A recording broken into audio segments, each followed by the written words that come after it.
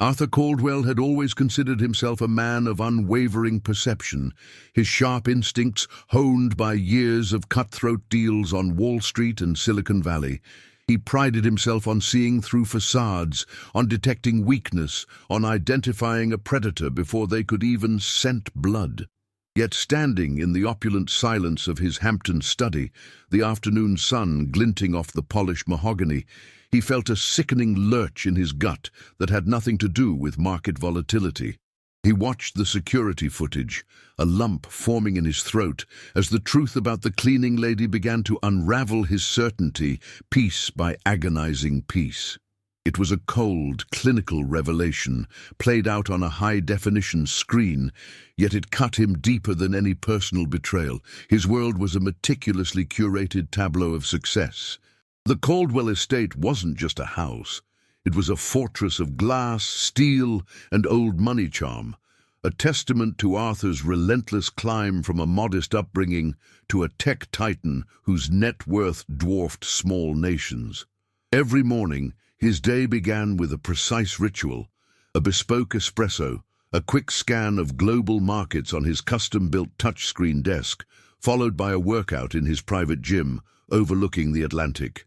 His life was order, control, and absolute predictability. He had a team of housekeepers, chefs, gardeners, and security personnel, all vetted, all efficient, all paid handsomely to ensure his comfort and privacy. He believed in systems, in procedures, in leaving nothing to chance. This extended even to the quiet, almost invisible ballet of his cleaning crew, led by Mrs. Henderson, a woman as rigid and reliable as the estate's foundations. It was into this perfectly calibrated machine that Elena Rodriguez entered.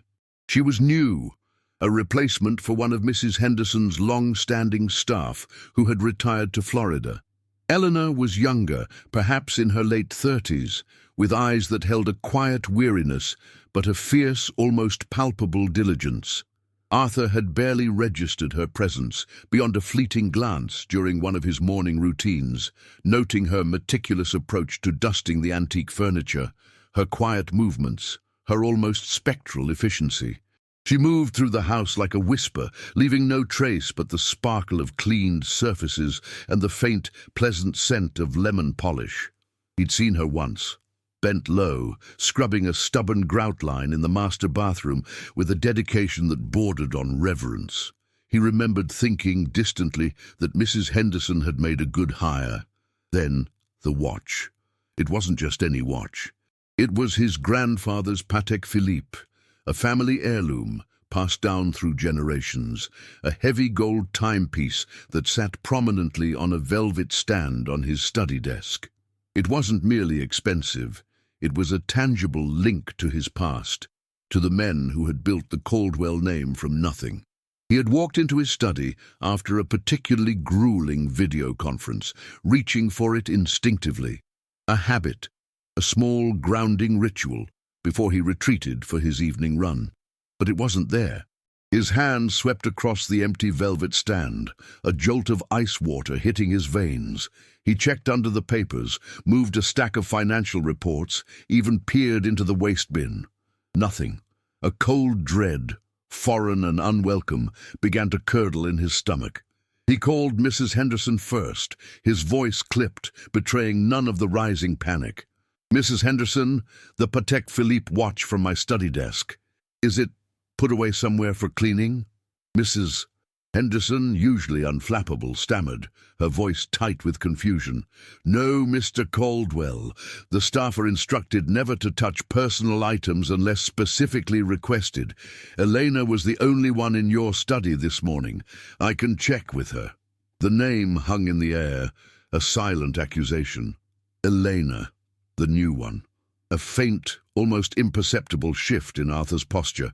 He'd never trusted newcomers completely, especially those with that particular quiet humility. It was often a mask, he'd learned, for something darker underneath. He tried to brush away the thought, but it clung to him like a burr. He ordered her to bring Eleanor to him, his jaw tightening. This was an inconvenience, a disruption to his perfect order, and he hated disruptions. He walked over to the mahogany desk, a relic from his great-grandfather, running a hand over its smooth, cool surface. He needed to be sure. He needed proof. And his gut, that finely tuned instrument of suspicion, was screaming. He couldn't shake the image of Elena, her quiet movements, her eyes that seemed to hold so much unspoken weight. Was it simply fatigue? Or something else, something carefully hidden? The idea that someone could breach the sanctity of his home, his personal space, ignited a slow burn of anger in him, an anger he hadn't felt in years, an anger that promised to consume everything in its path. He looked at the empty velvet stand again, the pristine desk surface reflecting the afternoon light, and his conviction hardened. There was only one explanation. The soft tap at his study door shattered the tense silence, signaling the arrival of Mrs. Henderson and Eleanor. Mrs. Henderson looked pale, her usual starched composure frayed at the edges. Elena stood beside her, her hands clasped in front of her, head slightly bowed, a picture of meekness. Arthur, however, saw not meekness, but a carefully constructed defense. He gestured to the empty watchstand, his voice low, deceptively calm. "Elena," he began, "my Patek Philippe watch is missing. You were the only one in my study this morning, according to Mrs. Henderson's log." He watched her closely, searching for any flicker of guilt, any telltale sign of deception. Her head lifted slowly, her eyes meeting his. They were clear, direct, and held a fragile dignity that surprised him. "Mr. Caldwell," she said, her voice soft but steady. "I cleaned your study, sir. I did not see any watch." Her denial, so calm and immediate, only fueled Arthur's suspicion. He'd seen it countless times in corporate boardrooms, the feigned innocence, the carefully rehearsed lines. He was a man who dealt in facts, in evidence, and the evidence, circumstantial though it was, pointed unequivocally to her. He crossed his arms, leaning back against his desk. "Mrs. Rodriguez," he said, letting the formal address carry the weight of his authority. "That watch has been on that stand every day for the last 5 years. It does not simply vanish. You understand the implications of this, don't you?" Mrs. Henderson wrung her hands, a nervous tremor in her usually stoic frame.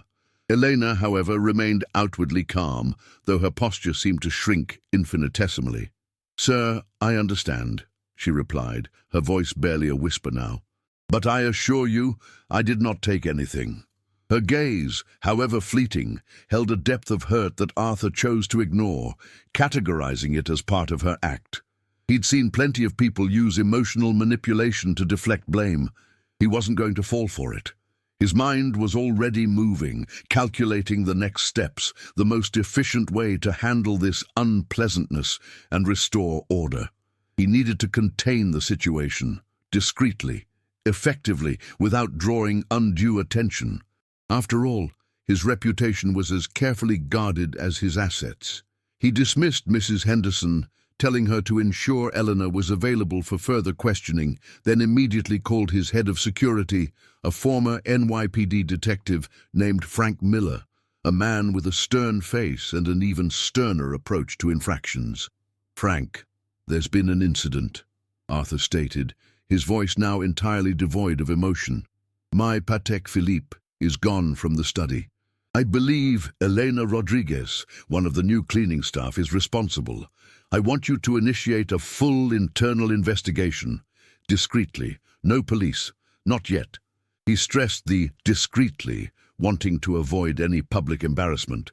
His image, as a benevolent titan of industry, was paramount. He couldn't afford a scandal involving a theft in his own home, particularly one that might expose him to accusations of class bias or unfair treatment of his staff. He envisioned the tabloids, already hungry for any slip-up. He pictured the headlines: "Tech billionaire accuses humble cleaning lady of theft." It wouldn't do. Not at all. As he waited for Frank, Arthur paced the study, running his hand over the empty velvet stand again and again, a habit born of his agitated state. The watch wasn't just an object of monetary value. It was a ghost, a presence that represented his mother's legacy, her quiet strength, and her unwavering moral compass. He remembered the day she gave it to him years ago, on his 21st birthday. She had held it up, the gold glinting in the morning light, her eyes soft with a love he rarely saw in the cutthroat world he inhabited. "Arthur," she had said, her voice gentle, "this watch has marked the passage of time for 3 generations of Caldwell men. It's a reminder, not of wealth, but of the value of time itself and the integrity with which you choose to spend it." Indeed, he had promised her he would cherish it, not just for its craftsmanship, but for the profound sentiment it embodied. Now, that promise felt hollow, shattered by a betrayal he believed had just taken place within the very walls of his home. The memory was a micro-trigger, a sharp pang of regret and loss intertwining with his anger. He felt a profound sense of violation, not just of his property, but of the trust he placed in his staff, in the sanctity of his private domain. He thought about Elena's steady gaze, her quiet denial. Was it truly defiance, or was it something else? He pushed the thought away, dismissing it as sentimentality. He was a businessman, not a psychologist. He dealt with facts, and the facts in his mind were indisputable. The watch was gone, and she was the only one who had been there. That was enough. He would handle this, as he handled everything, with precision and control. He would expose the truth, no matter how uncomfortable, and restore the order that had been so rudely disrupted. Frank Miller arrived, his imposing figure filling the doorway, his eyes already assessing the room. "Mr. Caldwell," he rumbled, his voice gravelly, "what seems to be the trouble?" Arthur explained the situation concisely and without emotion, omitting any mention of his mother or the sentimental value of the watch, framing it purely as a matter of security breach and stolen property. Frank listened, nodding occasionally, his gaze sweeping over the desk, the floor, the various surfaces. "Okay," he said. "We'll start by interviewing everyone who had access, starting with Ms. Rodriguez. We'll also need to review the security footage from inside the study, if it's available, and the access logs for the estate." Arthur frowned. "I didn't think there was internal camera footage for the study. I value my privacy." Frank raised an eyebrow. "Standard protocol, sir. Most rooms have discrete motion-activated cameras for insurance purposes. If it's a valuable item, they're usually there." Arthur felt a pang of annoyance. He usually opted out of such intrusive measures in his personal spaces, but perhaps Mrs. Henderson, in her zealous pursuit of security, had installed one without his explicit knowledge or approval. It was a detail he'd overlooked, a crack in his carefully constructed illusion of total control. The idea that his own privacy had been subtly invaded, even for his own protection, was a bitter pill to swallow. He resented the implication that he might have been oblivious to something so fundamental. Elena was brought back, her face now etched with a deeper weariness, her shoulders slightly slumped. Frank, in contrast to Arthur's earlier calm interrogation, was direct and relentless. He asked about her financial situation, her family, her reasons for taking the job. Each question was a hammer blow, each answer a quiet, dignified refusal to confess. She spoke of her 2 children, a son in middle school, a daughter with asthma who required expensive medication. She worked 2 jobs, sometimes 3, cleaning other private residences in Sag Harbor and East Hampton. Her story was one of relentless struggle, of a mother doing everything she could to keep her family afloat. "I would never steal, sir," she insisted, her voice gaining a surprising strength. "My mother taught me that honesty is all a poor person has. If I lose that, I lose everything." Arthur watched, a flicker of something unsettling in his chest. Her words resonated with a distant echo of his own mother's teachings, lessons about integrity and hard work.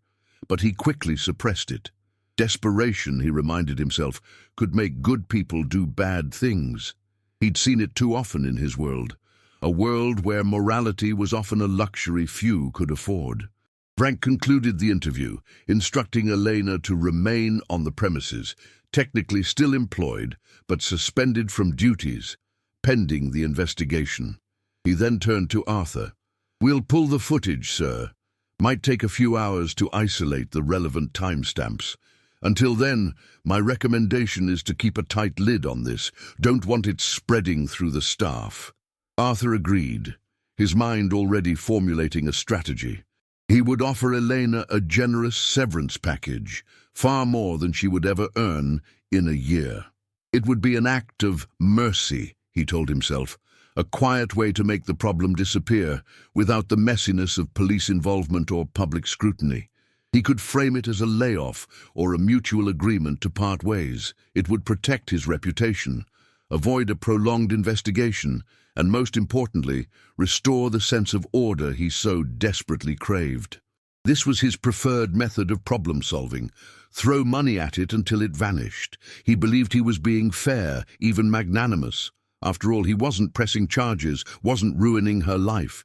He was giving her an out, a chance to start fresh, albeit elsewhere. He felt a fleeting sense of satisfaction, believing he had found an elegant if costly solution to an otherwise messy situation. He was confident this offer would be accepted without question. Who in their right mind would refuse such an unexpected windfall? If you were Arthur, surrounded by wealth and certainty, would you have doubted your first instinct, or would you have sought the quickest, most financially expedient solution? He mused silently, almost as if addressing an unseen confidant, justifying his pragmatic approach to the unfolding dilemma. The next morning, the air in the estate felt heavy, thick with unspoken tension. Elena remained in the guest quarters, a prisoner of circumstance, her presence a silent accusation hanging over the meticulously ordered household. Arthur, however, felt a perverse sense of accomplishment. He had crafted his offer, a golden parachute designed to make the problem simply evaporate. He summoned Elena and Frank to his study once more, the velvet watch stand still, agonizingly bare. "Elena," he began, his voice betraying a hint of forced magnanimity, "this situation is unfortunate for everyone. To avoid further unpleasantness, and considering your family's needs, I'm prepared to offer you a substantial severance package. It's enough to cover several months of expenses, perhaps even allow you to relocate, start fresh. No police, no charges, we just part ways." He slid a thick envelope across the desk, its contents a pre-written check for a sum that would change Elena's life, signed and ready. He watched her, expecting relief, gratitude, perhaps even tears. Instead, Elena looked at the envelope, then back at Arthur, her eyes now burning with a quiet indignation that caught him completely off guard. "Sir," she said, her voice trembling slightly but firm, "I appreciate your generosity, but I cannot accept this. It would be an admission of guilt, and I am not guilty. I demand that my name be cleared. I demand you prove my innocence." Her refusal was a stark rejection of his carefully laid plan, a direct challenge to his authority and to his perception of how things ought to be. Arthur felt a surge of disbelief, followed by a cold, simmering anger. He had offered her salvation, a way out, and she had thrown it back in his face. It was an affront, a testament to what he perceived as stubborn pride, or perhaps a cunning ploy for more. This unexpected resistance was a micro-trigger, igniting a deeper frustration within him. He had anticipated meek acceptance, not defiant refusal.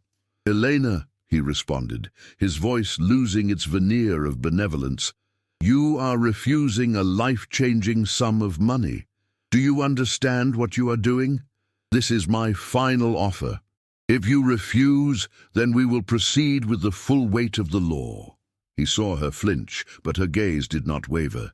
"Then proceed, Mr. Caldwell," she said, her voice now steady, "because I will not be bought for a crime I did not commit. My honesty is worth more than all your money." Arthur could only stare at her, momentarily speechless. He had never encountered such unyielding moral resolve, especially from someone in her position. It was illogical, irrational, and deeply irritating. Frank, who had been observing in silence, cleared his throat. "Mr. Caldwell, with all due respect, if Ms. Rodriguez insists on clearing her name and she's rejecting your offer, then reviewing the footage becomes unavoidable. It's the only way to establish the facts definitively without involving law enforcement and making it a public spectacle." Arthur knew Frank was right. His false exit, his attempt to elegantly sidestep the conflict, had failed spectacularly. He was now forced to confront the very thing he had tried to avoid, a full and undeniable investigation. A heavy sigh escaped him. "Fine, Frank. Pull the footage, all of it, from every camera that would have had a view of the study yesterday morning. I want to see everything." He wanted to prove her guilt, to justify his initial accusation, to reassert his infallible judgment. He wanted to be right. He needed to be right. The thought of being wrong, of misjudging someone so profoundly, was anathema to him. He was Arthur Caldwell, a man who built empires on clear-headed decisions, not on emotional missteps. He retreated to his private library, trying to drown out the gnawing discomfort with a rare first edition. But the words blurred before his eyes. Elena's unwavering resolve had pierced through his carefully constructed confidence, leaving a small, stinging wound. He couldn't shake the image of her eyes, the quiet fire within them. It was a micro-trigger, a flicker of doubt in his otherwise unshakable certainty. What if, just for a moment, he had been wrong? The security room was a utilitarian space, starkly contrasting with the opulence of the rest of the estate. Monitors glowed with a mosaic of surveillance feeds, the gates, the perimeter, the main halls, the kitchen, and now, finally, the study.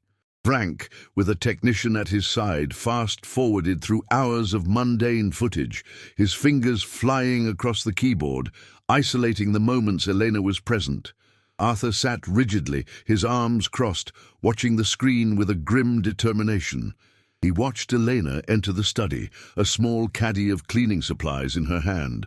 He watched her dust the shelves, meticulously wipe down the surfaces of his grand desk, straighten the stacks of books.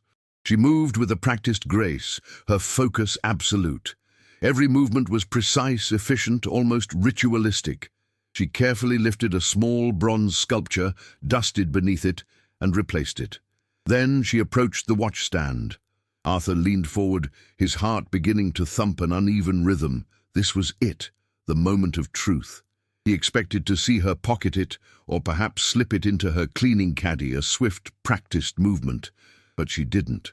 Instead, the footage, now slowed to a crawl, showed her gently picking up the Patek Philippe, dusting the velvet stand with a soft cloth, and then, with utmost care, placing the watch back onto its perch. She then moved on, continuing her cleaning, oblivious to the scrutiny of the camera, oblivious to the weighty judgment of her employer. Arthur frowned. This wasn't what he expected. It was a micro-trigger, a tiny crack in his edifice of certainty. The technician continued to rewind and fast-forward, replaying the sequence. Still nothing. The watch was on the stand. Eleanor had not touched it beyond dusting. Then what? Hours passed. The technician, under Frank's direction, painstakingly reviewed every second of footage from every angle, cross-referencing with door logs and movement sensors. The watch remained on the stand in the footage, a silent, glittering object of contention. Arthur felt a cold knot tighten in his stomach. He was beginning to realize the frightening possibility that his initial accusation might have been entirely unfounded.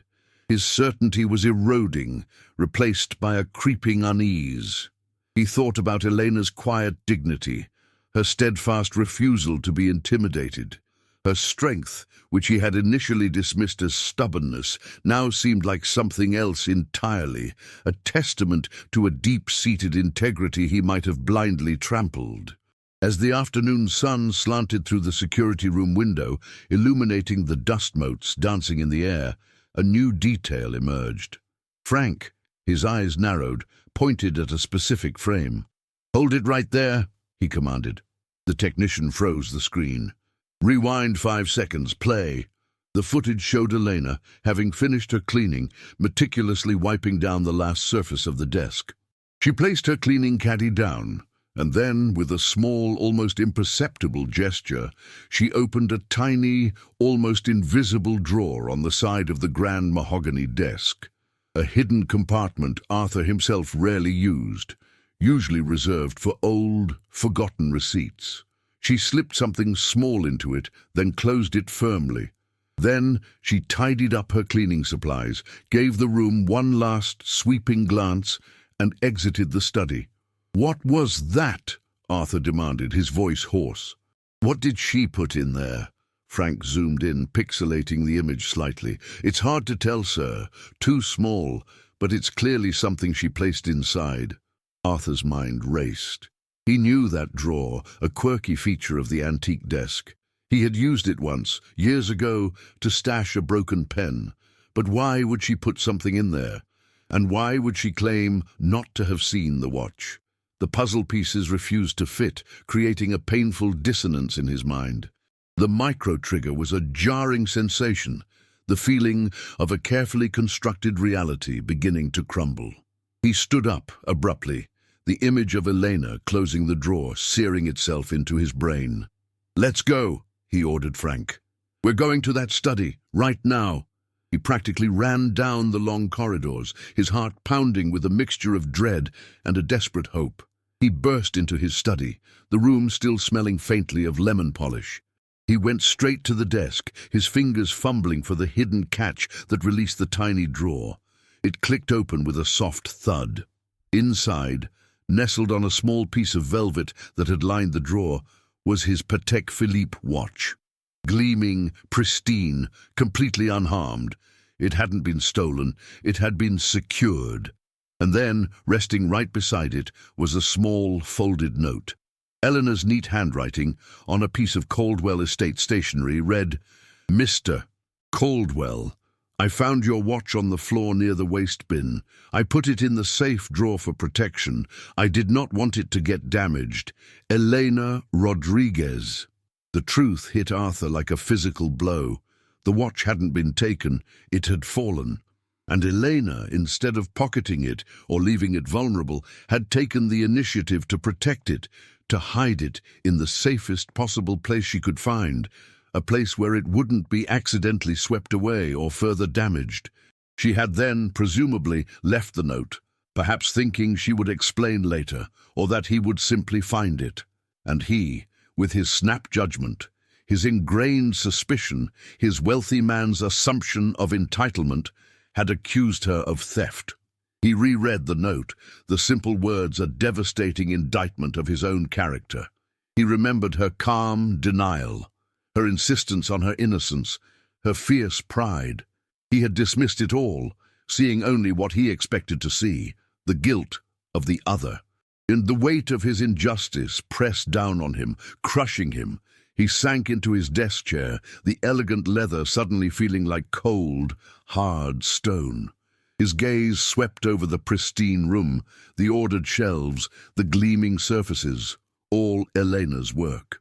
He saw her now not as a potential thief, but as a meticulous, honest, and profoundly wronged woman. The contrast between her quiet integrity and his loud, prejudiced accusation was stark, brutal. He felt a wave of nausea, a profound shame washing over him. The expensive watch, now returned to his possession, felt like a burden, a heavy symbol of his blindness. He realized the sheer arrogance of his assumption, the easy dismissal of her character based solely on her socioeconomic status. He had built an empire on seeing things clearly, yet he had been utterly blind to the truth right in front of him. The true secret had finally come to light, not through theft, but through an act of quiet, unexpected kindness and diligence, and the revelation brought with it a crushing wave of guilt. Arthur Caldwell looked at the Patek Philippe, now back in his hand, feeling its familiar weight, yet it felt heavier than ever before. He remembered his mother's words about integrity and how one spent their time. He had failed spectacularly. He had spent his time judging, accusing, dismissing. The hidden note, Elena's clear, simple explanation, was a testament to her unwavering honesty. She hadn't hidden it to steal it. She had hidden it to protect it, to ensure its safety until he noticed it was gone. And in his arrogance, his certainty, he had assumed the worst, plunging headfirst into an accusation that could have destroyed her life. The realization settled in him like a stone, cold and unmoving. He thought of her face during the interrogations, the quiet dignity, the tired eyes, the unwavering insistence on her innocence. He remembered the micro-trigger of her refusal of his severance, a sum that would have lifted her family out of immediate financial distress, all for the sake of her name, her honor. He had seen it as irrational stubbornness. Now he saw it as an unshakable moral core, a purity of conviction he, with all his wealth and power, rarely encountered. He, Arthur Caldwell, the man who built empires, had been humbled, reduced to a hollow shell of his former certainty by the quiet strength of a woman who cleaned his flaws. His eyes welled up, blurring the opulent details of his study. A tear tracked a path down his cheek, then another, hot and stinging, a raw testament to the depth of his regret. He, the unyielding titan, was crying. He was crying for Elena, for the pain he had inflicted, for the injustice he had nearly wrought. But he was also crying for himself, for the man he had become, a man so insulated by wealth and power that he had lost the ability to see humanity, to recognize simple goodness. "Frank," he choked out, his voice thick with emotion, "get Elena. Bring her here and please leave us." Frank, looking uncomfortable, but understanding the weight of the moment, nodded silently and exited. Arthur stared at the watch in his hand, then at the empty velvet stand. The watch was a symbol of legacy, of time, but now it was also a stark reminder of his profound moral failing. He had seen the world through a lens of suspicion, through the distorted prism of his own privilege and past betrayals.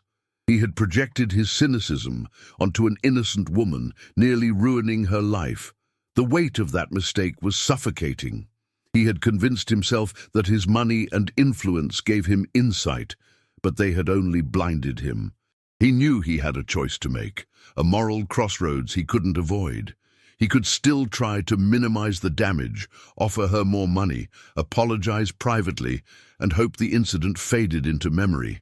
Or he could face the full, humiliating truth of his actions, not just to Elena, but to himself and to his entire staff. It was a choice between preserving his carefully constructed ego and confronting the profound failing of his conscience. It was an emotional decision, not a logical one, driven by the raw, aching shame that now consumed him.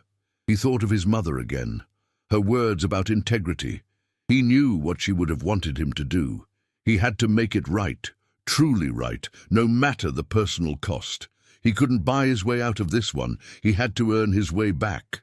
When you're faced with your own mistakes, especially those born of prejudice and power, how easy is it to admit them, especially when pride and reputation are on the line? He whispered to the empty room, the question hanging heavy in the air, a challenge to his very core. He knew the answer, and it was a difficult one. The path to redemption was rarely easy, and it often demanded sacrifices far greater than monetary ones. He understood in that moment that his immense wealth could solve almost any problem, but it couldn't mend a broken spirit, nor could it wash away the stain on his own conscience. That was a task he had to undertake himself, with humility and genuine remorse. Elena re-entered the study, her posture still composed, but a flicker of apprehension in her eyes. Arthur rose, the watch still clutched in his hand. He walked towards her, his movements stiff, his gaze unwavering, no longer accusatory, but filled with a raw, undeniable remorse. "Elena," he began, his voice cracking, raw with emotion. He held out the watch, then pointed to the small hidden drawer, indicating the note still inside. I found the note, and the watch. I was wrong, Elena. So profoundly, shamefully wrong." His voice broke, and another tear escaped, tracing a path down his stubbled cheek. "You didn't steal it. You protected it. And I, in my arrogance, my prejudice, accused you. I almost destroyed your name, your reputation, your livelihood." He took a shaky breath, struggling to compose himself. "There is no apology strong enough for what I've done. But please, know that I am truly, deeply sorry for everything." Elena listened, her expression unreadable, a complex mix of surprise, wariness, and a dawning understanding. She watched him, the all-powerful Arthur Caldwell, broken and vulnerable before her. She saw not the dismissive billionaire, but a man stripped bare by his own mistake, his carefully constructed facade shattered. "Mr. Caldwell," she finally said, her voice soft, "my name, my honesty, that is all I have. To accuse me of theft, it was like taking my very soul." Her words, simple and direct, pierced him deeper than any shouted accusation could have. He knew she was right. He offered her not just her job back, but a promotion, a significant raise, and a fund established in her children's names for their education and medical expenses. He insisted she take it, not as compensation for her pain. For that, he knew, money could never truly atone, but as a small gesture of his profound regret and as a recognition of her extraordinary integrity. He then called an all-staff meeting, something unprecedented. In the grand ballroom, with every housekeeper, gardener, chef, and security guard assembled, Arthur Caldwell stood before them, his voice still hoarse but steady. He confessed his error, publicly clearing Elena Rodriguez's name, praising her honesty and integrity, and accepting full responsibility for his egregious mistake. It was a moment of profound humility, a public dismantling of his own ego, for all to witness. He saw Mrs. Henderson's eyes, wide with shock, then softening with respect. He saw Elena, standing quietly in the back, her gaze meeting his, a faint, almost imperceptible nod of acknowledgement. The next few months were a strange sort of penance for Arthur. He found himself walking through the estate differently, looking at his staff not as cogs in a machine, but as individuals with lives, stories, and struggles. He initiated new policies, ensuring fair wages, better benefits, and more respectful treatment for all his employees. Elena, though she accepted his generous offer, eventually chose to leave the Caldwell estate, taking a new position at a local community center where she could dedicate herself to helping other struggling families. She told him, with a gentle smile, that while she appreciated his gesture, she needed to work in a place where she didn't carry the weight of past injustice. Arthur understood. He respected her decision, a final, quiet assertion of her autonomy and dignity. He knew he had learned an invaluable, painful lesson. He had seen the ugly reflection of his own privilege and prejudice, and the experience had changed him irrevocably. The estate, once a symbol of his unchallenged power, now felt different, imbued with the ghost of his mistake, a constant reminder of the fragility of judgment. The watch was back on his wrist, gleaming, a symbol of heritage, and now a silent, perpetual reminder of his profound misjudgment. But the stain on his conscience, the deep scar left by his arrogance, would never truly polish away. He had learned the hard way that true wealth wasn't measured in assets, but in the integrity one carried, and the humanity one extended to others, regardless of their station. And he often found himself wondering, long after the accusations had faded into hushed whispers among the staff, and Elena had moved on to a life of quiet purpose, and if, in the end, the woman with nothing but her name was the true billionaire, what did that make him?